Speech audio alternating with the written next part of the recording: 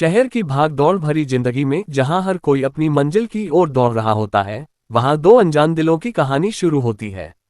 नाम था उसका आरव, एक युवा सॉफ्टवेयर इंजीनियर जो दिल्ली की चमचमाती इमारतों में काम करता था। आरव की जिंदगी एक रूटीन थी, सुबह ऑफिस, शाम जिम और रात को किताबों के साथ। वह हमेशा सोचता था कि प्यार जैसी चीजें सिर्फ फिल्मों में होती हैं, असल जिंदगी में तो बस काम और महत्वाकांक्षा है। लेकिन किस्मत को कुछ और ही मंजूर था। दूसरी ओर थी अनन्या, एक स्वतंत्र कलाकार जो मुंबई से दिल्ली आई थी अपनी पेंटिंग्स की प्रदर्शनी के लिए। अनन्या की आंखें सपनों से भरी थीं, उसके ब्रश में रंगों की दुनिया थी। वह मानती थी कि जिंदगी में प्यार सबसे महत्वपूर्ण है, लेकिन उसकी जिंदगी में अब तक कोई ऐसा नहीं आया था जो उसके दिल को छू सके। दिल्ली की सर्द शाम में जब वह कैफे में बैठी अपनी स्केचबुक में कुछ ड्रॉ कर रही थी, तभी आरव की एंट्री हुई। आरव उस दिन ऑफिस से थका हुआ था। उसका प्रोजेक्ट डेडलाइन पर था और बॉस की डांट अभी भी उसके कानों में गूंज रही थी। वह कैफे में कॉफी लेने आया था जहां अनन्या बैठी थी। कैफे छोटा सा था, पुरानी किताबों की खुशबू से भरा और दीवारों पर पेंटिंग्स लटकी हुई थी।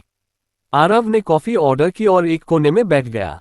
उसकी नज़र अनन्या पर पड़ी, जो ध्यान से एक स्केच बना रही थी। उसके बाल हवा में लहरा रहे थे और चेहरे पर एक मुस्कान थी जो मानो कह रही हो कि दुनिया कितनी खूबसूरत है। आरव ने सोचा, कौन है ये लड़की? इतनी शांत और खुश कैसे रह सकती है इस शहर की हलचल में? वह खुद को रोक नहीं पाया और अनन्या की तरफ देखता रहा। अचानक अनन्या की नज़र ऊपर उठी और दोनों की आंखें मिलीं। एक पल के लिए समय रुक सा गया। अनन्या ने मुस्कुराकर नजरें झुका ली और आरव ने शर्म से अपनी कॉफी में देखना शुरू कर दिया।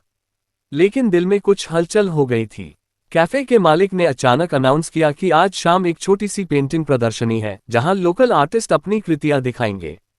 अनन्या उत्साहित हो गई क्योंकि उसकी कुछ पेंटिंग्स अभी वहां थीं। आरव को लगा कि क्यों न रह जाए, वैसे भी घर जाने का मन नहीं था। प्रदर्शनी शुरू हुई। अनन्या की पेंटिंग्स में रंगों का जादू था, एक में समुद्र की लहरें, दूसरे में पहाड़ों की ऊंचाई और तीसरे में दो दिलों का मिलन। आरव उस तीसरी पेंटिंग के सामने रुक गया। कितना मधुर लग रहा है ये मिलन, उसने मन ही मन कहा। अनन्या पास आए और बोली, ये पसंद आए आपको? आरव चौंक गया। हाँ, बहुत। लगता है जैसे दो अनजान लोग मिल रहे हों और उनकी दुनिया बदल रही हो।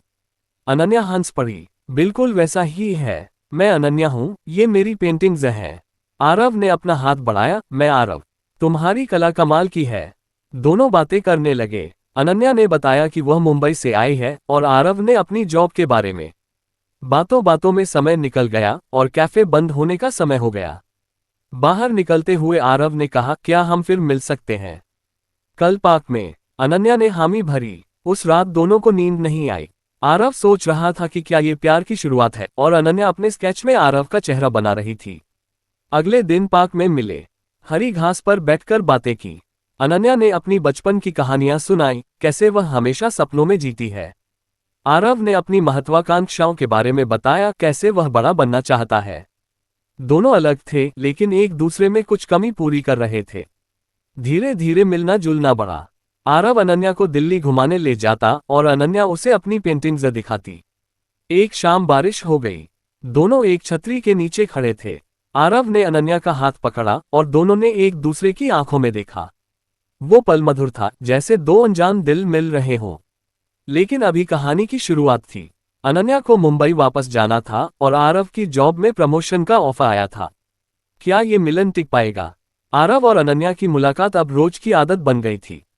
पार्क, कैफे और कभी कभी दिल्ली की पुरानी गलियां, हर जगह तामे दे प्यार खिल रहा था। अनन्या की प्रदर्शनी सफल रही और उसे कुछ और दिनों के लिए दिल्ली रुकना पड़ा। आरव खुश था। वह अब ऑफिस से जल्दी निकलता अनन्या से मिलने के लिए। एक दिन अनन्या ने कहा, आरव, तुम्हें पता है, मैंने कभी सोचा नहीं था कि कोई अनजान व्यक्ति मेरे दिल में इतनी जगह बना लेगा। आरव ने मुस्कुराकर कहा, मैं भी नहीं। लेकिन अब लगता है जैसे तुम बिना जिंदगी अधूरी है। दोनों ने एक दूसरे के परिवार के बारे में बात की। आरव के माता पिता गांव में रहते थे, पारंपरिक सोच वाले। अनन्या की मां अकेली थी, पिता का साया बचपन में ही उठ गया था। अनन्या ने कहा, मुझे डर लगता है कि अगर हमारा रिश्ता आगे बढ़ा तो क्या होगा। आरव ने उसे गले लगाया, चिंता मत करो, हम साथ हैं। लेकिन अंदर ही अंदर आरव को भी डर था। उसकी जॉब में प्रेशर बढ़ रहा था और बॉस ने कहा था कि प्रमोशन के लिए ज्यादा समय देना पड़ेगा। एक वीकेंड पर दोनों ने प्लान बनाया दिल्ली के बाहर घूमने का। वे निकले हिमाचल की ओर, जहां पहाड़ और ठंडी हवा थी। रास्ते में गाने गाते हंसते खेलते होटल पहुंचकर अनन्या ने अपनी पेंटिंग की, आरव को मॉडल बनाकर। तुम्हारी आंखें कितनी गहरी हैं, अनन्या बोली। आरव ने जवाब दिया, क्योंकि उनमें तुम हो। रात को आग के पास बैठकर बातें की। आरव ने अपनी पहली नौकरी की कहानी सुनाई, कैसे वह असफल हुआ था लेकिन फिर उठा। अनन्या ने अपने सपनों के बारे में बताया, कैसे वह एक बड़ा आर्ट स्टूडियो खोलना चाहती है। वापसी के रास्ते में एक छोटा सा एक्सीडेंट हो गया। कार स्लिप हो गई, लेकिन दोनों सुरक्षित थे। उस पल आरव ने अनन्या को कसकर पकड़ लिया। मैं तुम्हें खो नहीं सकता, उसने कहा। अनन्या की आंखों में आंसू थे। दिल्ली वापस आकर रिश्ता और मजबूत हो गया।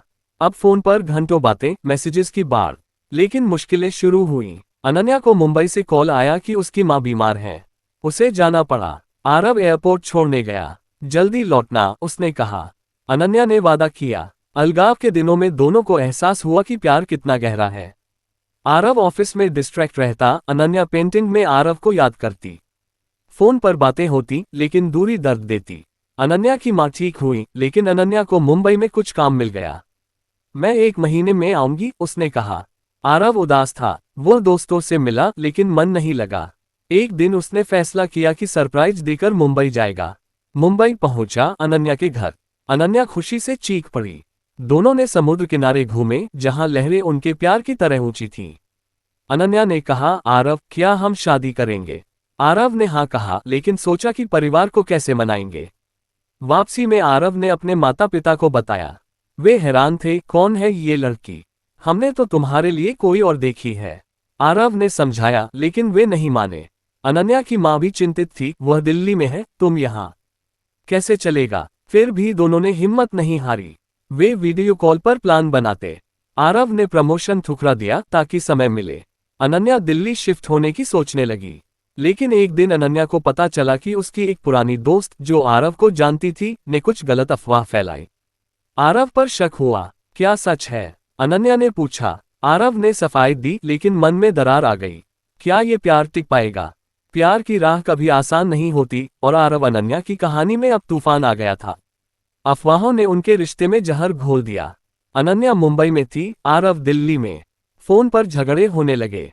तुम मुझ पर भरोसा नहीं करती, आरव चिल्लाया। अनन्या रो पड़ी, मैं डरती हूँ आरव। दूरी सब कुछ बिगाड़ रही है। दोनों ने ब्रेक लेने का फैसला किया, लेकिन दिल टूट रहा था। आरव ने काम में खुद को डुबो लिया।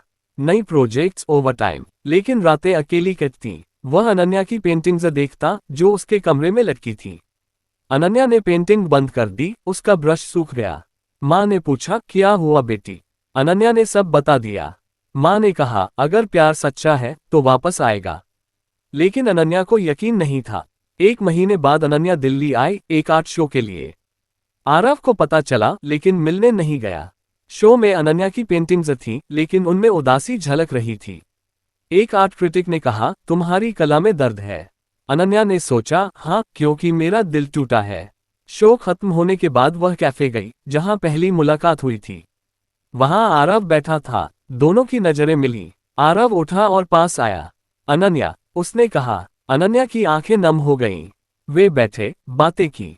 आरव ने माफी मांगी, मैंने तुम्हें दर्द दिया। अनन्या ने कहा, मैंने भी भरोसा नहीं किया।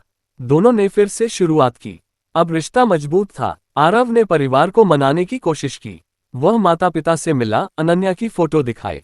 वह अच्छी लड़की है, उसने कहा। पिता ने कहा, देखते हैं।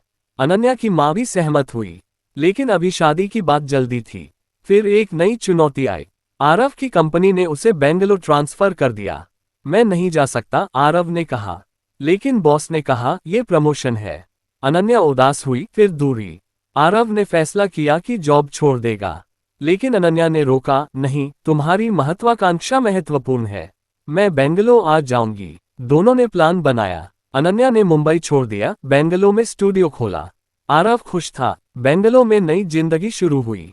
छोटा सा घर, जहां अनन्या पेंट करती, आरव काम से आता। शामें साथ गुजरती, लेकिन समाज की नजरें थीं। पड़ोसी बातें करते, शादी से पहले साथ। आरव के दोस्त मजाक उड़ाते, लेकिन दोनों ने इग्नोर किया। एक दिन अनन्या को प्रेगनेंसी का शक हुआ। टेस्ट नेगेटिव था, लेकिन डर गया। हमें शादी करनी चाहिए, आरव ने कहा। अनन्या सहमत थी। परिवार को मनाना मुश्किल था। आरव के पिता ने कहा, वह अलग जाति की है। अनन्या की मां ने कहा, तुम्हारी जॉब अनस्टेबल है। झगड़े हुए लेकिन प्यार जीता। दोनों ने कोर्ट मैरिज कर ली। परिवार नाराज था लेकिन समय के साथ मान गए। अब जिंदगी सुंदर थी। अनन्या की पेंटिंग्स फेमस हो रही थी, आरव का करियर ग्रो कर रहा था। लेकिन क्या ये खुशी हमेशा रहेगी? लगभग 1000 शब्द। भाग 4, मधुर मिलन की मिठास। शादी के बाद आरव और अनन्या की जिंदगी एक सपने जैसी हो गई। बेंगलोर का मौसम, हरा भरा शहर और उनका छोटा सा घर, सब कुछ परफेक्ट। अनन्या ने अपना स्टूडियो खोला जहां बच्चे आर्ट सीखने आते।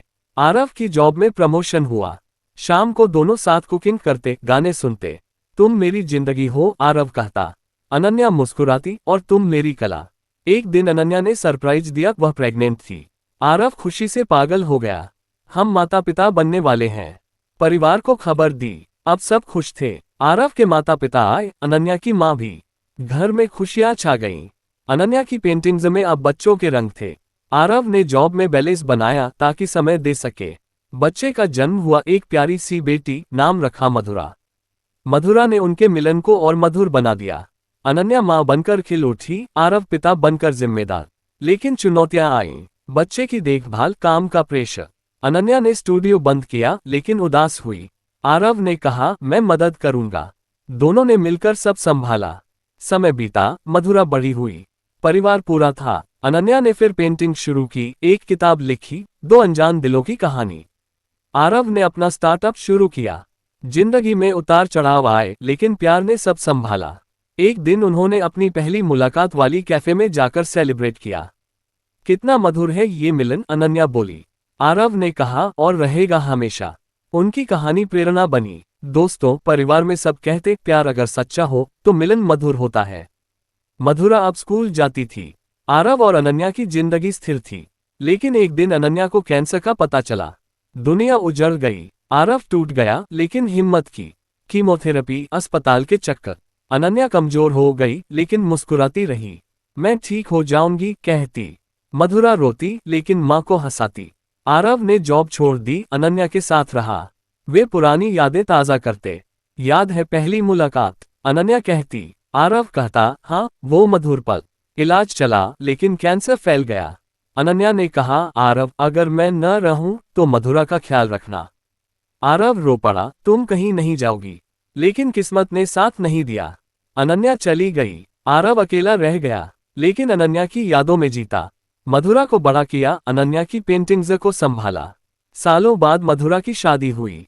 आरव ने सोचा, अनन्या, तुम जहां भी हो, खुश हो। उनकी कहानी अमर थी, 2 अनजान दिलों का मधुर मिलन, जो मौत के बाद भी जारी रहा।